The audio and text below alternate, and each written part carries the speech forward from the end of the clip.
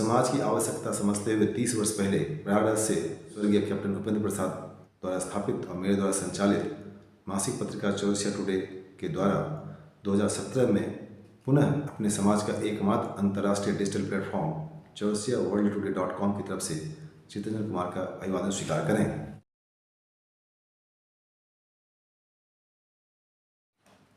प्रयागराज में इस वर्ष भव्य, दिव्य और अद्भुत 144 वर्ष बाद महाकुंभ हो रहा है, जो सनातन के भेदभाव रहित समाज का पुनर्जागरण का मार्ग प्रशस्त कर रहा है। मेरा विश्वास है यह कालखंड हमारे समाज के लिए भी स्वर्णिम अवसर पैदा करे। इस शुभ अवसर इसी पवित्र स्थल से, जहां ब्रह्मांड अपनी ऊर्जा से मानवता को नया दिशा दिखाएगा, अपने समाज के लिए आज से ईश्वर के अपने समाज के अनंत उपनाम के कारण परस्पर अपरिजनों के उपलब्धि योगदान से परिचय कराकर जो आपको आगे बढ़ने के लिए प्रोत्साहित करेगा।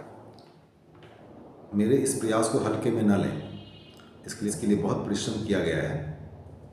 इससे लाभ उठाने के लिए मैं चाहूँगा आप इसे लाइक करें और अपने परिचित को बिना किसी पूर्वाग्रह के शेयर करें, उन्हें अवगत कराएं और भविष्य में ऐसे ही अनुकरणीय प्रतिभाओं से मिलने के लिए सब्सक्राइब जरूर करें। अगर आप इसे सब्सक्राइब नहीं करते हैं तो आप बहुत कुछ खो रहे हैं, यह पूरे दावे के साथ कह रहा हूँ। आइए मिलते हैं।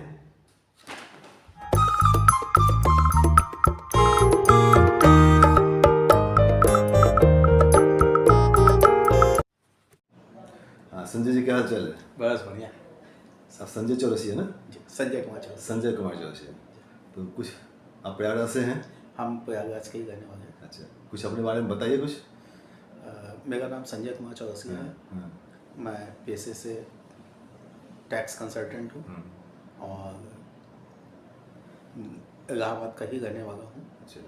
और वर्तमान समय में मैं श्री चौरसिया ट्रस्ट बोर्ड, जो कि अपने चौरसिया समाज की हिंदुस्तान की सबसे प्राचीन संस्था है।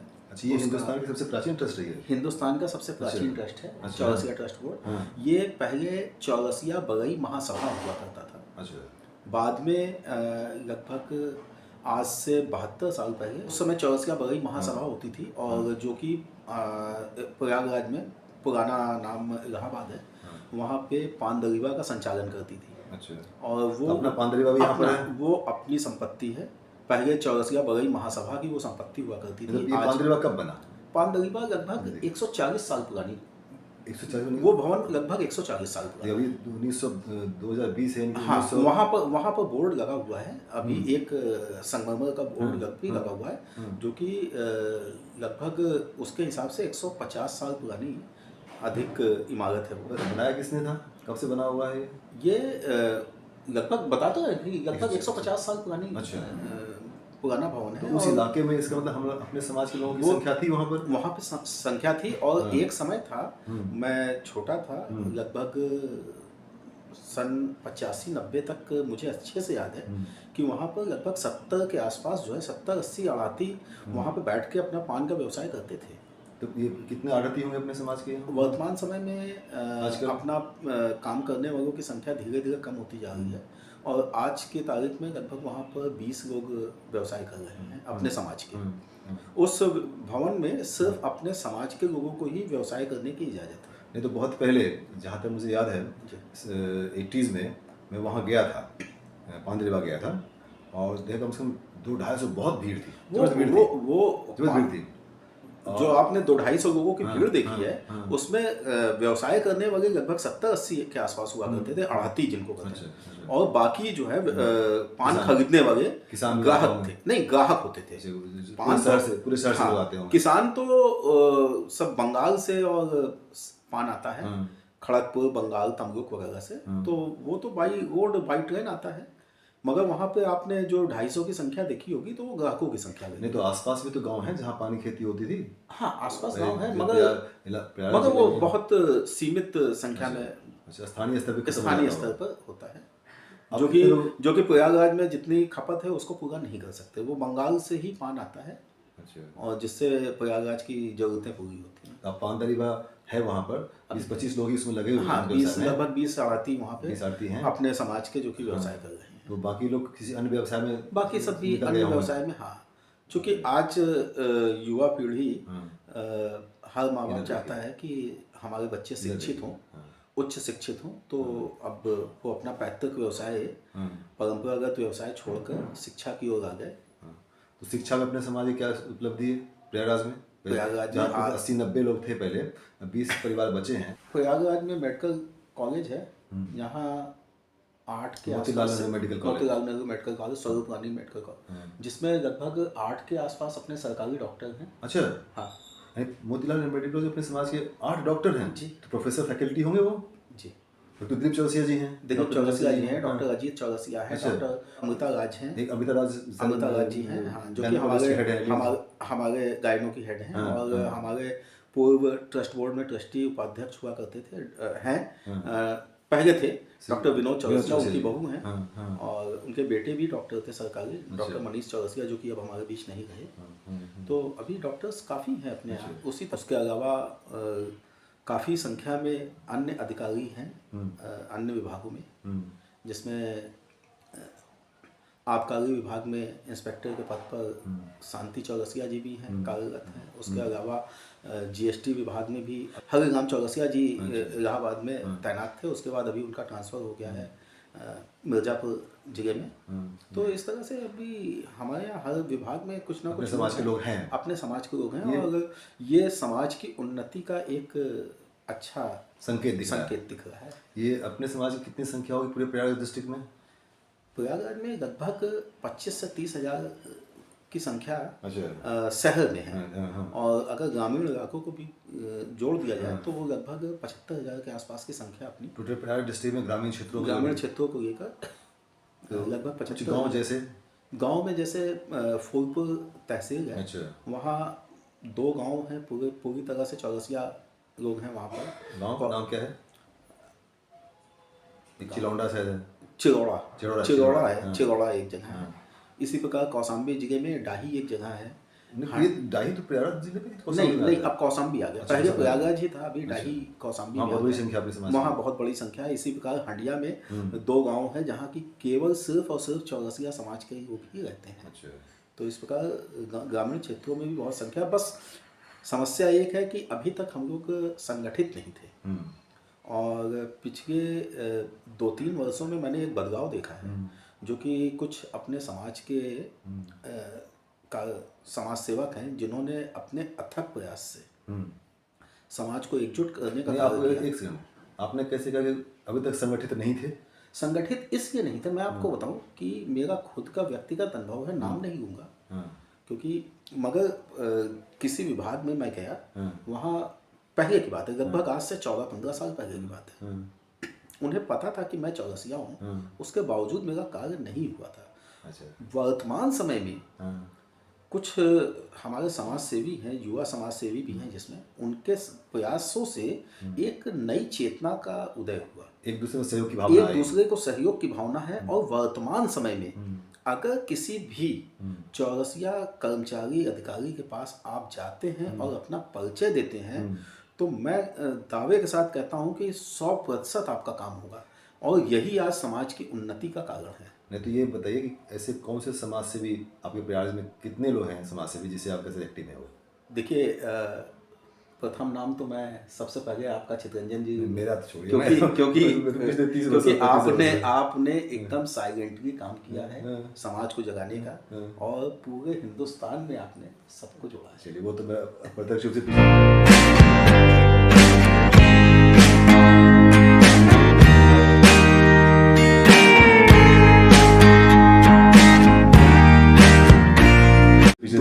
दूसरा प्रयागराज का हम लोग कहते थे कि प्रयागराज का चौरसिया समाज सोया हुआ है।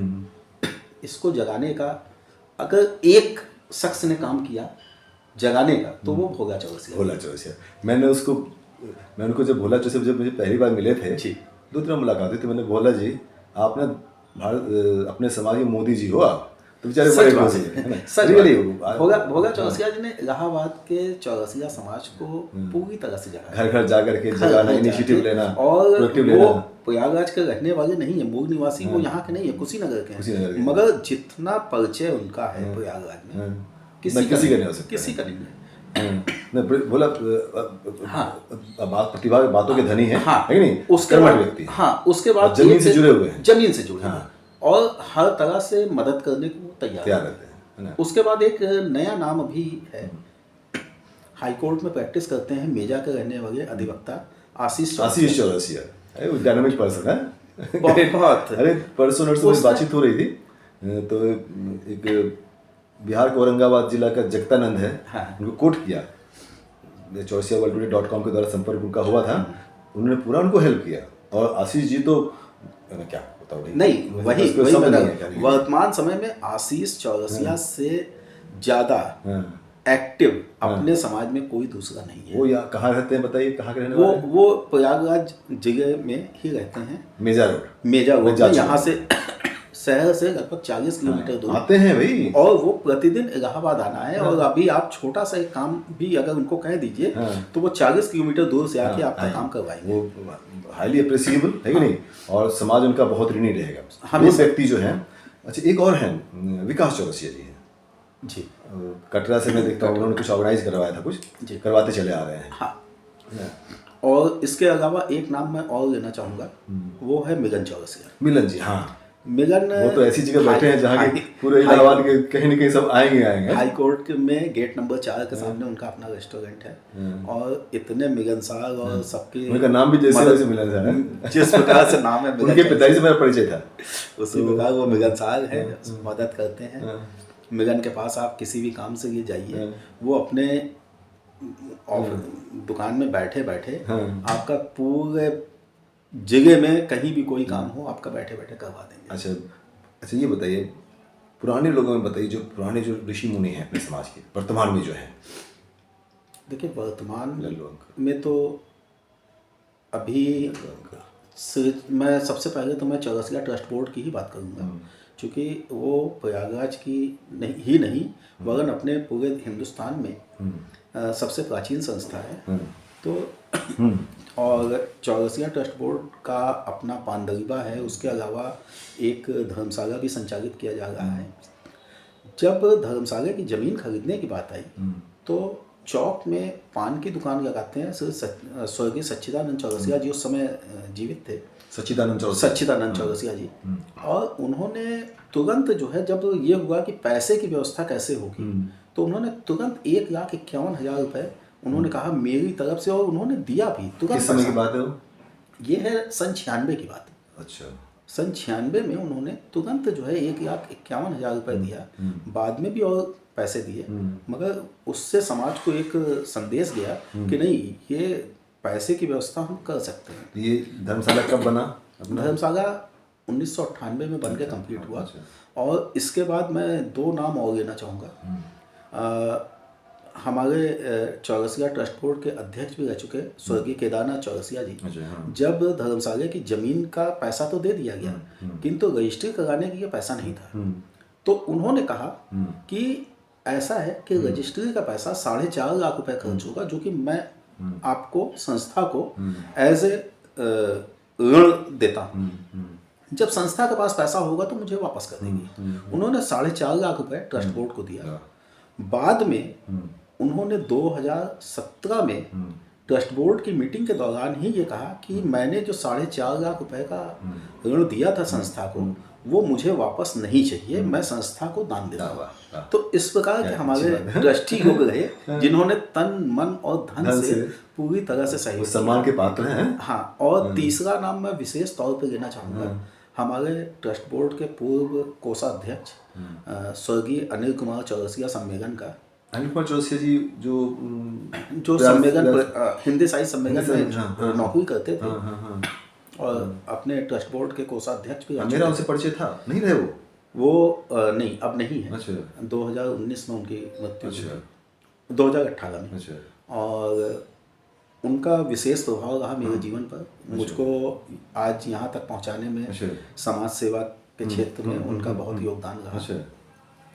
और उन्होंने एक प्रयागराज में नवंबर 2015 में एक सम्मेलन करवाया था, और वो एक इतिहास बन के रह गया। वो शोभा यात्रा सुबह निकली थी, आज तक पूरे हिंदुस्तान में वैसी शोभा यात्रा नहीं निकली। कितने लोग पार्टिसिपेट किए थे? उसमें लगभग शोभा यात्रा में 7 से 8 हजार लोगों की संख्या थी। और शाम को उसके बाद एक कार्यक्रम हुआ था जिसमें लगभग 10,000 से अधिक लोग आए थे। अच्छा। और पूरे हिंदुस्तान के सारे संगठन के सारे पदाधिकारी वहाँ पर आए थे।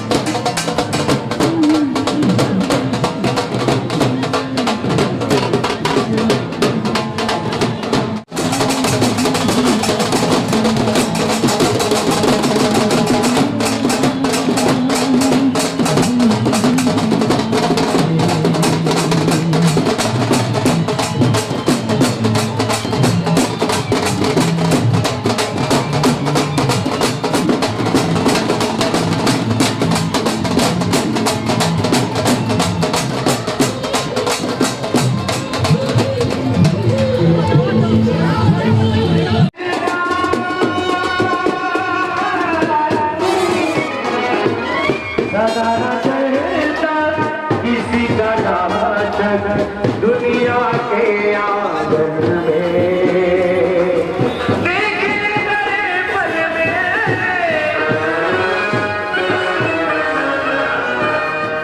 अपने यहाँ कोई संगठन भी, समाज के कोई संगठन भी है स्थानीय स्तर पर? स्थानीय स्तर पर तमाम संगठन हैं। तमाम 5, 10, 15, 20, 5, 2, 4 लगभग 4 से 5 संगठन है हैं स्थानीय स्तर पर। उनकी एक्टिविटीज़ क्या है? सब अपने अपने क्षेत्र में कार्य कर रहे हैं, सब काम कर जो रहे हैं, जिनकी जो सब समाज योगदान कर रहे हैं, अच्छा कर रहे हैं सब अपनी क्षमता के अनुसार सब अच्छी बात है। अच्छी बात। और ये सारा कुछ इसका श्रेय जाता है भोला चौरसिया जी को ही। उन्होंने भले 4-5 संगठन है मगर उन्होंने सबको जगाया, सबको सबको उकसाया गया। अच्छी बात है। ये बात है। अच्छी। और कोई पुराने जो आज वर्तमान में है जी, जो कुछ लोग हैं ऐसे? एक नाम मैं लेना चाहूँगा, वर्तमान में वो ट्रस्ट बोर्ड के मंत्री हैं बद्री चौरसिया जी। अच्छा। जो कि छात्र जीवन से ही राजनीति में इलाहाबाद यूनिवर्सिटी में, इलाहाबाद सबसे पहले वो केसर विद्यापीठ इंटर कॉलेज में अध्यक्ष रहे। अच्छा। उसके बाद प्रयागराज विश्वविद्यालय, इलाहाबाद विश्वविद्यालय में उन्होंने राजनीति की। अच्छा। सभासद। मैं इलाहाबाद विश्वविद्यालय में 4-5 साल पहले गया था किसी काम से, तो दीवार पर जो सीनेट हाउस है जी, अभी भी पुताई हुई है।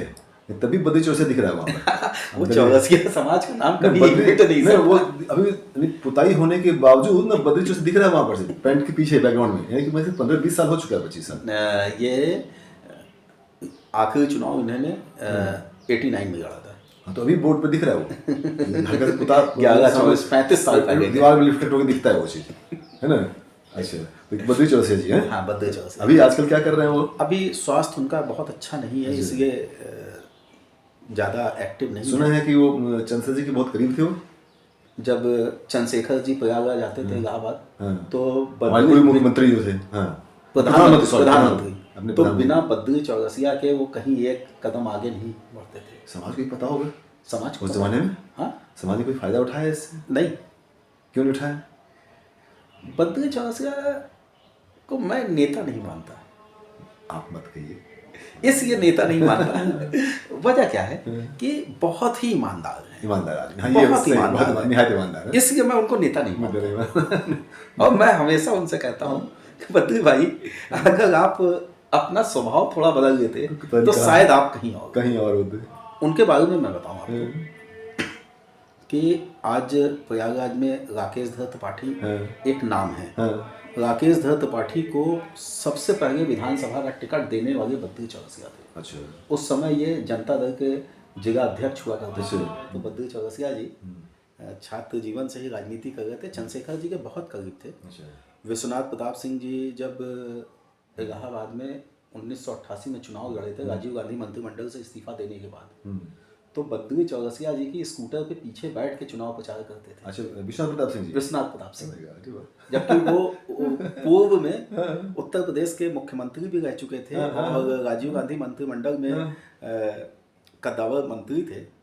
और मगर 88 में जब उन्होंने इस्तीफा दिया ठोस कांड के बाद, तो बद्री चौरसिया के स्कूटर के पीछे बैठ के प्रचार करते थे। तो कुछ फोटो भी होंगे उसमें? हाँ, उसके फोटो उनके पास हैं। पिछले बद्री प्रसाद जी को बुलाइए उसे। बिल्कुल। और चंद्रशेखर जी जब प्रधानमंत्री थे तो बद्री चौरसिया जी का बिना किसी अपॉइंटमेंट के डायरेक्ट सीधे पीएमओ में एंट्री होती थी। इतना प्रभाव था। अच्छा, अब आजकल बद्री प्रसाद जी क्या कर रहे हैं? अभी कुछ नहीं है, अभी तबीयत गड़बड़ है, ठीक नहीं होने की वजह से, स्वास्थ्य ठीक नहीं है, इसलिए वो घर पे ही है। और कुछ जैसे, अच्छा, प्रयागराज में सुनिए, प्रयागराज से कहीं पुराना इलाहाबाद, एक आदमी ने अपने समाज को बहुत नाम रोशन करवाया। जब मैं MBA कर रहा था तो लोग पूछते थे, है ना, शायद आप हीरालाल चौरसिया जी की नहीं, जिसकी मैं बात कर रहा हूँ, भाई आप क्या हो, मुझे नहीं, लोग पूछते हैं भाई आपका, मतलब मेरा नाम चित्तरंजन कुमार है, तो पीछे कोई सरनेम लिखा हुआ नहीं है, तो बोलते आप क्या हैं, तो मैं बोलते भाई आप हरिप्रसाद चौरसिया जी को जानते हैं क्या? हाँ, यस, आई नो। तो हरिप्रसाद चौरसिया ने अपने समाज को ग्लोबल आइडेंटिटी दिया है जी, यानी ग्लोबल पहचान दी है कि चौरसिया कुछ होता है ना। तो उनका आपसे क्या संबंध है? इलाहाबाद के रहने वाले हैं वो, मेरे चाचा लगते हैं। अच्छा, और अच्छा, तो मिलते हैं चाचा जी से आप? वो मेरे घर भी आ चुके हैं। अच्छा, और यहाँ पुराने घर में? अच्छा, हाँ, मुझे बचपन में याद है कि वो आए थे। और चूंकि व्यस्त हैं, व्यस्त हैं, तो इसलिए अब आना नहीं हो पाता है, मुलाकात नहीं होती। जो 2015 में, नवंबर 2015 में सम्मेलन हुआ था, उसमें हम लोगों ने मुख्य अतिथि के रूप में उन्हें आमंत्रित किया था और वो आए थे। और उन्होंने उसी समय मुलाकात हुई थी और उन्होंने ये कहा था कि अरे, जब उनको आमंत्रित किया गया तो उन्होंने कहा कि किसी और शहर में होता तो शायद मैं ना जाता, मगर ये तो मेरी जन्मभूमि, कर्मभूमि है और सब मेरे अपने हैं, तो मैं आऊँगा जरूर, और इसी बहाने सबसे मुलाकात होगी, क्योंकि अब पता नहीं कब आना हो या ना आना हो। लेकिन अब मैं जहाँ तक जानता हूँ, 93 में MBA कर रहा था इंटरनेशनल मैनेजमेंट इंस्टीट्यूट से, और उन्होंने ही ग्लोबल पहचान दी। मुझे लगा कि he was the only person who gave us real global identity. उसके अलावा प्रयागराज में और भी एक हीरालाल चौरसिया, हाँ, वो जो स्विमर थे, गोल्ड मेडलिस्ट थे, पूरे हिंदुस्तान में उनका नाम था। और उनके पास पानी के अंदर लगातार 1 घंटे से अधिक का रहने का की क्षमता थी उनके अंदर, और कभी भी कोई डूब जाता था या कुछ और बाकी गोताखोर नहीं पकड़ पाते थे, तो विभाग द्वारा, पुलिस विभाग या प्रशासन के द्वारा उन्हें स्पेशली बुलाया जाता था। तो उनके और वो पूरे यूपी में जाते थे। अच्छा, तो उनके परिवार के लोग, उनके परिवार के लोग आज भी हैं। हाँ, अशोक चौरसिया जी उनके बेटे हैं। अच्छा। और भी उनके बहुत बड़ा परिवार है। अच्छा। सब कटरा में रहते हैं। एक पेन की दुकान थी कटरा में, फिर चौक में, है ना जी। तो उन्हीं के परिवार का है। हाँ।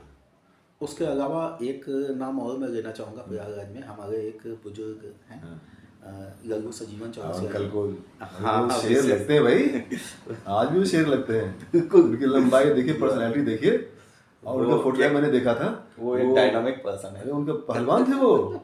उनका पुराना फोटो में गया, देखा, उनके कुछ पोस्टर लगा एकदम 6 फीट हाई। वो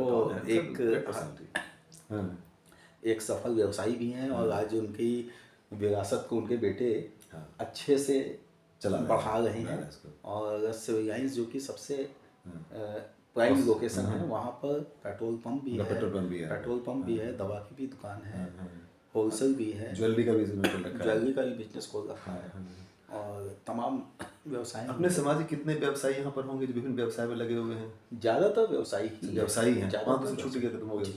और नौकरी पेशा है, नौकरी पेशा वालों की संख्या बढ़ गई है। बाहर से जो आए हुए लोग हैं वो नौकरी पेशा वाले हैं, और स्थानीय स्थानीय भी अब नौकरी पेशा में आए बच्चे पढ़ के निकल रहे हैं। अभी कम से कम मेरे जानने में 10-12 बच्चे बीटेक करने के बाद अच्छी अच्छी कंपनियों में जॉब कर रहे हैं, और 25 लाख से लेकर 50 लाख तक पैकेज उनका है।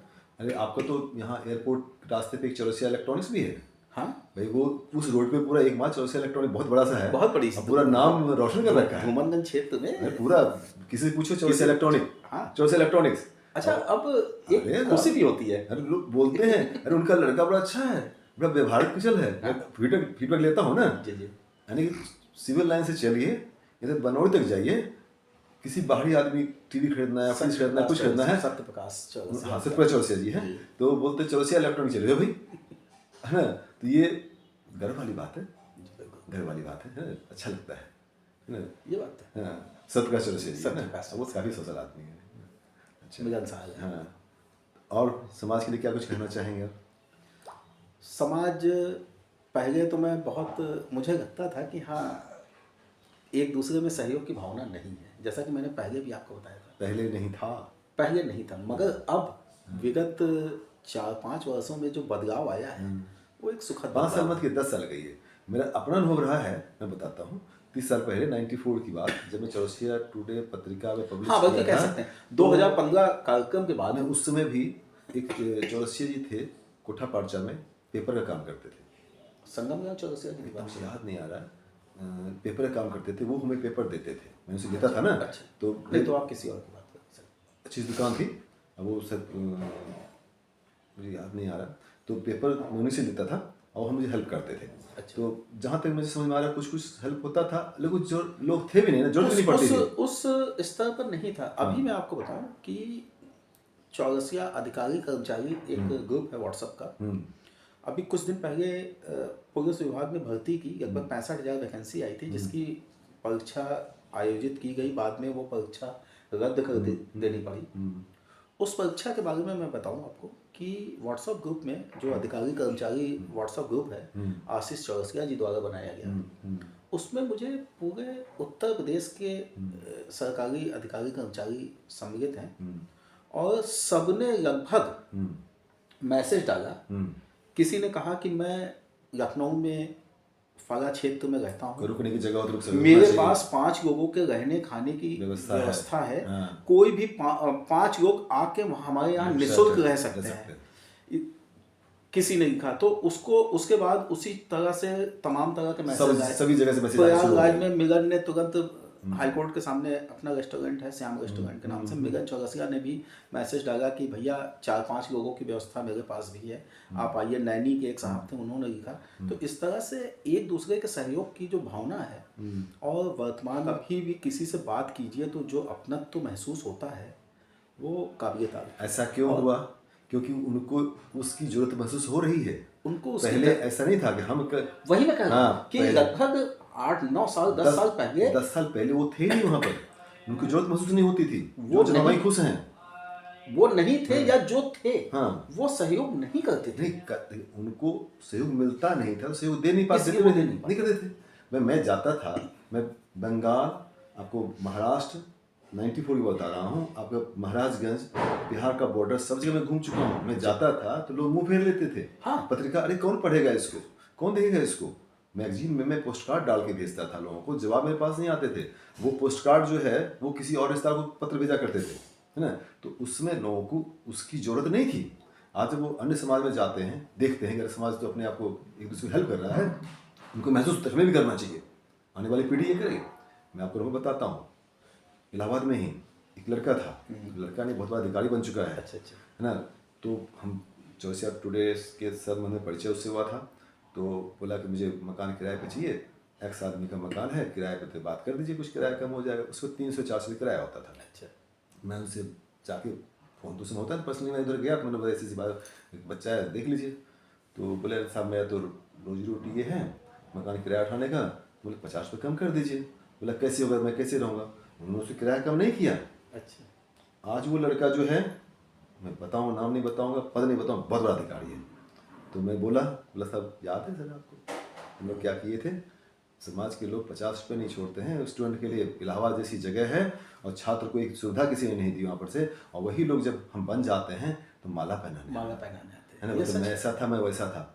और उस समय एक थे देवी प्रसाद चौरसिया जी, कांग्रेस के हैं, है ना जी। पेशकार थे। वो बहुत बच्चों को हेल्प करते थे, मुझे यहाँ पे याद आया। वो नहीं रहे, है ना, वो कटरा में रहते थे और जो भी समाज के जो बच्चे आते थे नहीं, उनको बहुत हेल्प करते देवी थे। प्रसाद नहीं, उनकी श्रीमती जी कांग्रेस नेत्री हैं। तो फिर आप किसी और की बात कर रहे हैं। कटरा में उनका मकान है, है ना। चलिए इंटरव्यू करवा जाएंगे हम लोग।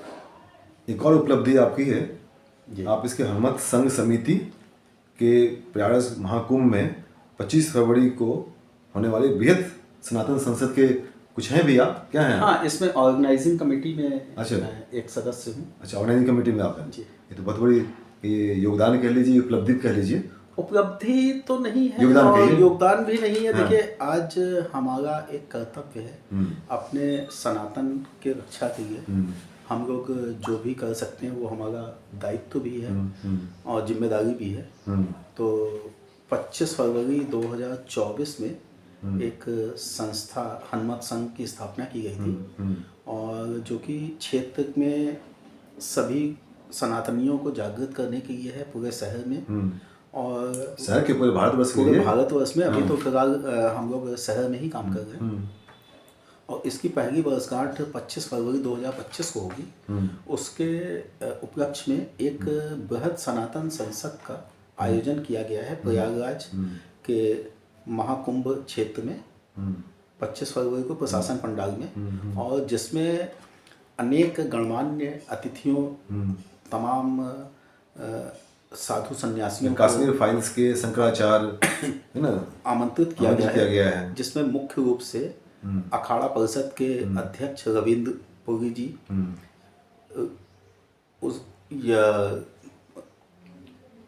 उसके अलावा सुदर्शन चैनल के सुरेश चौहान जी भी आ रहे हैं, टीवी 18 के अमन चोपड़ा जी, कश्मीर फाइल्स के डायरेक्टर सुदीप्तो सेन जी, बॉलीवुड सिंगर अमित गुप्ता, उसके अलावा अन्य गणमान्य व्यक्ति, साधु संत वगैरह सब आ रहे हैं। और वो कार्यक्रम में आपको सनातन से संबंधित अगर किसी भी तरह की भ्रम है या कहीं कुछ मन में शंका है तो आपके प्रश्न होंगे और उसका समाधान उसी मंच पर होगा।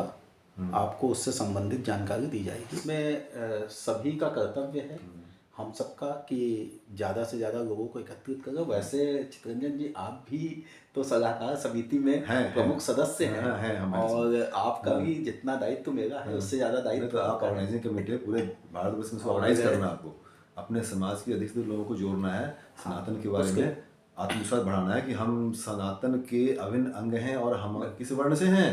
बिल्कुल, किस वर्ण से हैं?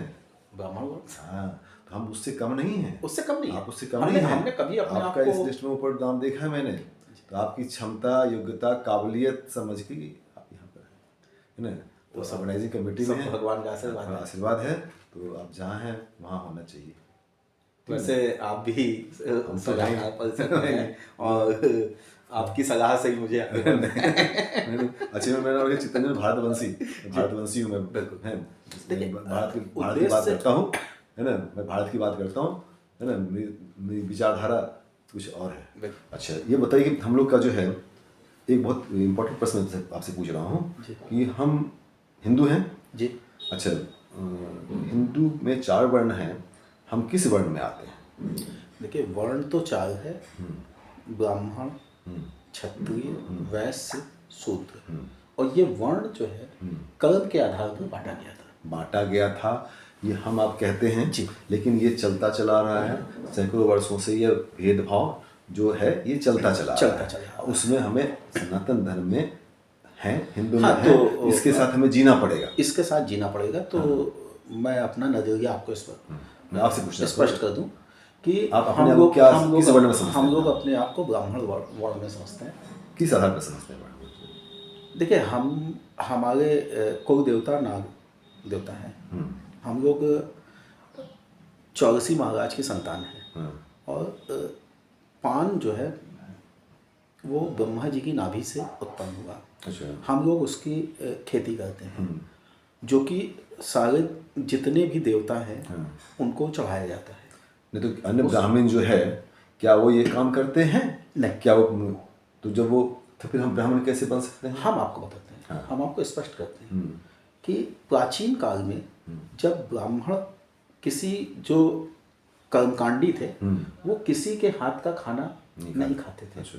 वो अपना खाना अपने से बनाते थे। कहीं अगर जाते थे भिक्षाटन पे या कहीं दूसरे शहरों में, तो वो अपना राशन वगैरह लेकिन लेके भिक्षा जाते जब लेते थे वो, तो सभी समाज से भिक्षा लेते थे, थे। वही लोग खाते थे वो। नहीं, मगर उसमें आपको बताऊं हाँ। कि कोई भी चीज जब आग पे चढ़ती है तो वो पवित्र हो जाती है। अच्छा। तो उसके बाद जब वो खाना वो किसी के हाथ का नहीं खाते थे, वो अपने हाथ का खाते भिक्षा लेकर के आग पकाते थे, खाते अपना पकाते थे, अपना खाते थे, या अपने राशन की व्यवस्था अपने घर से लेके चलते थे। मगर उनको कभी भी पान से परहेज नहीं लगा। वो पान हमेशा चौरसिया के हाथ से ग्रहण करते तो थे। आप ये कहना चाहते तो हैं? हम ये कहना हम चाहते हैं ब्राह्मण कि हैं, हम ब्राह्मण ही से हैं। भी श्रेष्ठ हैं। ब्राह्मण से भी श्रेष्ठ हम हैं। ब्राह्मण से भी श्रेष्ठ हैं और हम पिछड़े नहीं हैं। नहीं, पिछड़ा तो देखिए वो तो राजनीतिक विभाजन है। हम पहले वर्ण में मतलब ब्राह्मण में ही आते हैं। हाँ। अच्छा, आप तो अपने आप को ब्राह्मण समझते हैं जी। अन्य लोग आपको किस वर्ण में समझते हैं? हम क्या है वो हम जानते हैं, दूसरे हमारे बारे में आकलन कैसे कर सकता है? नहीं, आप तो समझते हैं तभी तो आपके पास आते थे ना, तभी तो पान खाते हैं। इसीलिए मैं कह रहा हूँ। अन्य तो ही समझते हैं ना। तो इसीलिए बाकी सारी चीजें राजनीतिक लोगों की है, बनाई हुई है, उसमें हमें नहीं पड़ना है। अच्छा, हम श्रेष्ठ हैं, हम इतना जानते हैं। हमारी चौरसिया बिरादरी, तमोगी, चौरसिया, बगई, ये श्रेष्ठ है, सर्वश्रेष्ठ है। हम पिछड़े नहीं हैं, ना आर्थिक रूप से पिछड़े हैं, ना सामाजिक रूप से। और वो एक अलग चीज़ है कि आज हम ओबीसी में हैं, हम लोगों को दर्जा दिया गया है, मगर हम श्रेष्ठ हैं। प्रयागराज के कुछ और लोगों का नाम बताइए, प्रतिष्ठित व्यक्तित्व का नाम जिसे आप जानते हैं। प्रयागराज में तमाम विभूतियाँ गई। ट्रस्ट बोर्ड की स्थापना, नहीं, ट्रस्ट बोर्ड तो जो जाने, और भी लोग बताइए जो ट्रस्ट बोर्ड से जुड़े हुए नहीं हैं, और भी बहुत से लोग हैं। अभी जैसे सबसे पहले तो हरप्रसाद चौरसिया जी का ही नाम लिया गया।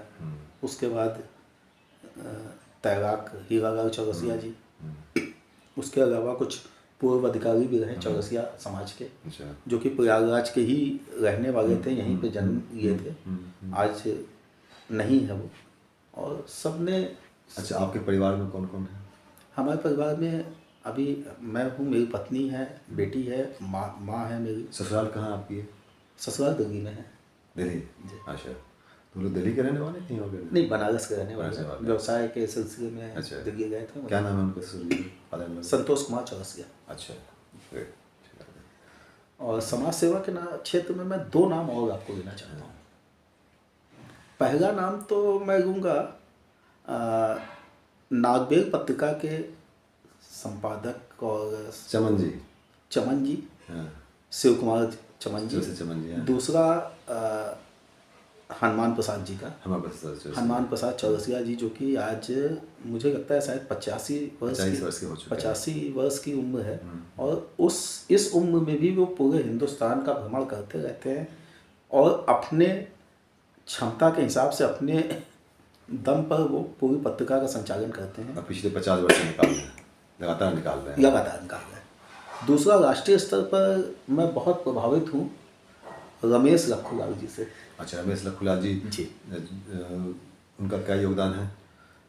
बहुत ही सौम्य स्वभाव के हैं। अच्छा, सबसे मेरी मुलाकात उनसे भी कभी तक हुई नहीं है। उनके पिताजी से मेरी कुछ समय के लिए मुलाकात हुई थी। 95 90 बहुत पहले की बात है कि नहीं? कुछ समय के लिए तो मैं दूसरे काम में लगा हुआ था जी। और बस इतना मुलाकात है। उनके पिताजी लखुलाल चौरसिया, मुझे एक छोटी सी याद है कि हम लोग बहुत छोटे थे और एक शादी के सिलसिले में रामपुर गए थे। रामपुर, हाँ, लखीमपुर का, जहाँ के आजम खान जी हैं। हाँ। वहाँ गए थे बारात में। और मुझे सिर्फ इतना याद है कि वो सफ़ेद वाइट कलर का सूट पहने हुए डांस कर रहे थे। अच्छा। और काफ़ी एक्टिव थे। उस बहुत पहले की बात है, ये लगभग मान के चलिए कि 47-48 साल पहले की बात है। अच्छा, ये बताइए, हमारा आपका मिलने का रीजन chaursiaworldtoday.com है। जी। chaursiaworldtoday.com को विजिट करते हैं आप? हाँ। क्या है स्पेशलिटी, क्या है उसकी? काफ़ी लोग उसको देखते हैं। आप और देखते हैं? हम कभी कभी देखते कभी कभी तो क्या क्या देखे? आपका नाम उसमें है? हाँ, है। नहीं है? है। नहीं है, आपने देखा ही नहीं, ढूंढना नहीं पड़ा। नहीं, मैंने देखा है। आप ही ने भेजा था। अच्छा, हमने उसमें डायरेक्टरी बना रखा है, जैसे व्यवसायियों का, सरकारी कर्मचारी का, गैर सरकारी कर्मचारी का, हर व्यवसाय वाइज का। अगर आप उसमें देखेंगे बहुत अपडेट हो चुका है। तो उसको हाईलाइट, उसको अधिकतम लोगों तक पहुंचाने के लिए आपकी क्या सलाह है? व्यक्तिगत स्तर पे उसको लोगों को जागरूक किया जाए। जागरूक तो सब तो जागरूक हैं, आप कह सब जागरूक हो चुके हैं, नहीं। तो फ़ायदा कैसे उठाएंगे? chaursiaworld.com को देखने का और उसका आधिकारिक लाभ लेने का के लिए सबको उसमें तो सब कुछ है, लाभ लेने के लिए उसमें सब कुछ है। एक दूसरे से संपर्क कर सकता है, अपना व्यवसाय बढ़ा सकता है, व्यवसाय के लिए डाल सकते हैं, एक दूसरे से हेल्प ले सकते हैं ना। लेकिन लोग बहुत मैंने तो आपसे कई बार कहा कि मुझे सब बता दीजिए किस तरह से। मैं वीडियो चल रहा है, कैसे करेंगे, क्या वगैरह वीडियोस का है। मैं लिंक भेजूंगा आपको, फोटो भेजूंगा, है ना। अच्छा, चलिए, बहुत अच्छा लगा, है ना, संपर्क, इस साक्षात्कार का, है ना। और हम चाहेंगे भविष्य में अन्य लोगों को प्रेरित कीजिए, बिल्कुल, समाज के लिए एक्टिवली पार्टिसिपेट करें, है ना। चलिए, बहुत बहुत धन्यवाद। नमस्कार।